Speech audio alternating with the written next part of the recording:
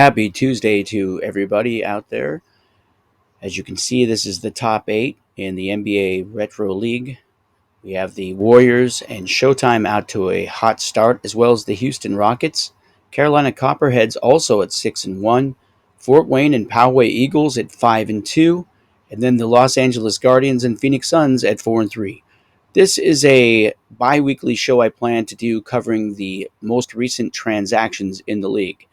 It'll be a quick video, and we'll just kind of go over who was picked up on the transaction days of Monday and Friday. As you know, the game periods are Monday through Thursday, and then Friday, Saturday, Sunday.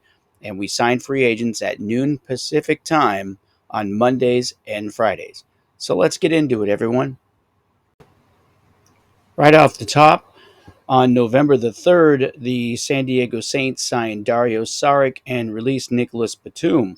The reason for that being that Nicholas Batum was traded to the Philadelphia 76ers, and there was some speculation that he might call it quits. Having a look at the comparison of the two players over the last game, Dario Saric has definitely outperformed Nicholas Batum, so it seems like a good call on the Saints' part. Over the past 7 days, Dario Saric has also outperformed Nicholas Batum. Of course, Batum has only played in one game, it appears, as he has just that same 7.6 fantasy points. So Saric has been a much more productive player in recent times, and it seems like a solid pickup by the Saints. And he definitely has been scoring for the Saints. As you can see here, Saric with 14 fantasy points this current week. He is scoring alongside of Jason Tate, who has 11 points, and Draymond Green with 22 points. Jason Tate was picked up by the Saints to back up their normal rotational forward, who would be Tari Eason. Tari Eason is expected to be back soon, though. The news on Eason looks pretty good. He's been upgraded to questionable for Wednesday's game against the Lakers. So maybe Tari Eason makes a return to the court sooner than expected. He was expected to be out until at least mid-November.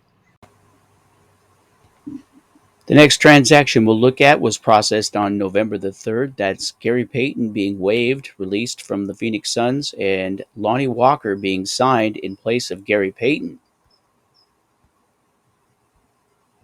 A closer look at the matchup shows that Lonnie Walker has outperformed Gary Payton II, 28-17 in fantasy points over the last 7 games.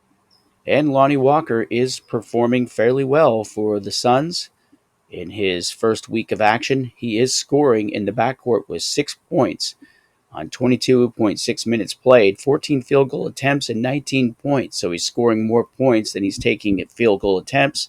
He's also adding 4 defensive rebounds, 2 assists, but he is turning the ball over 3 times, which leads to his sub-10 score. Also on November the 3rd, the Carolina Copperheads signed Marcus Sasser, rookie out of Detroit, and released Vasily Micic. I probably butchered that name yet again. A comparison of the two players shows that Sasser has definitely been outscoring Micic. A look at the box score from the current week shows that Marcus Sasser is struggling right now, playing a lot of minutes, 33 minutes, but he's only made 7 points on 10 field goal attempts. That's not going to get it done. He is adding some other various numbers to the stat categories or the stat sheet. Rebounds, 3 of those. He's got 4 assists. Couple of turnovers, 1 steal. He's a work in progress. Sasser was a first-round pick this season out of Houston. That is the college Houston. He was 25th overall by the Memphis Grizzlies. He makes $2.6 million. Next up on November the 3rd, we had the San Diego Saints signing Dorian Finney-Smith and releasing Reggie Bullock. Bullock was signed by the Saints in the preseason as a backup for Tari Eason, who is injured with a knee problem, a lower leg problem. But Eason, of course, we talked about earlier, he's coming back soon. A look back over the statistics from the last 7 days shows that Dorian Finney-Smith, the veteran, is definitely outperforming Reggie Bullock, and it was a solid pickup by the Saints. However, the current box score only has Dorian Finney-Smith scoring about 4 fantasy points. He's playing a bulk of minutes, 37 minutes, taking a lot of shots, 12 of them, and not really converting those shots into points, as you can see, with just 7 points on 12 attempts.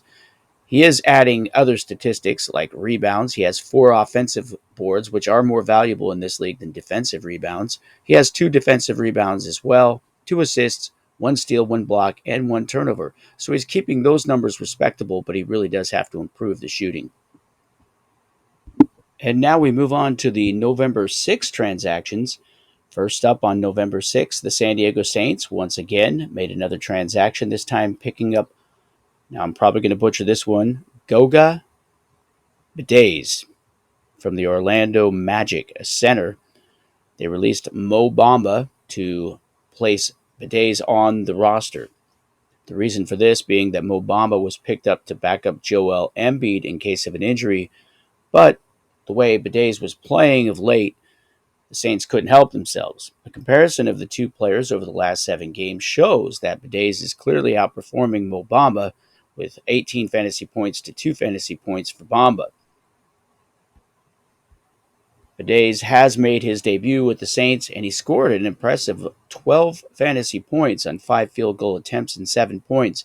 But more importantly, he's a big-time rebounder. 4 rebounds on the defensive glass, 2 on the offensive in just 22 minutes of play. He also added 2 steals and a block to just 1 turnover. And finally, we have another couple of transactions that went down on November the 6th.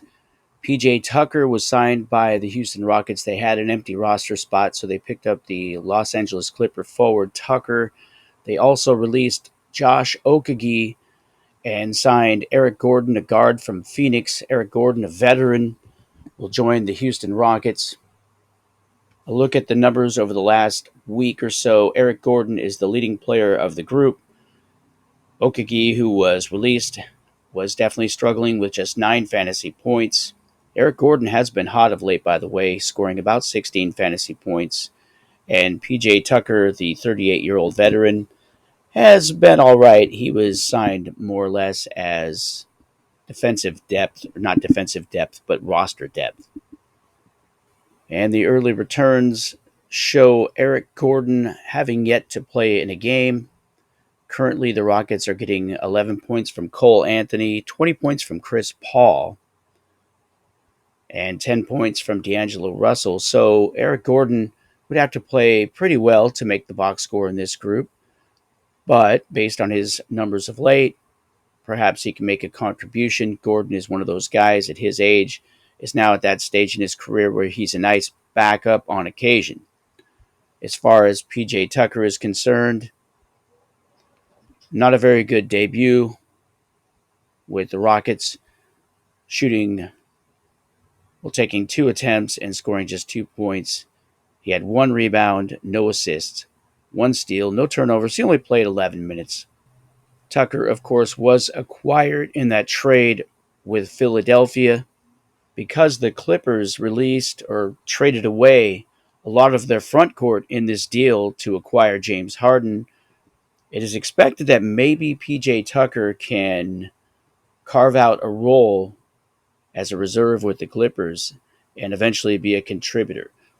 We'll have to see how long Houston and William Slavely there can wait for PJ Tucker. If he doesn't produce right away, I would imagine that patience will wear thin and perhaps Tucker will find himself back on the free agent list, but we'll see. He's got some games coming up on Wednesday, Friday, and Sunday. So 3 games before the weekend is complete.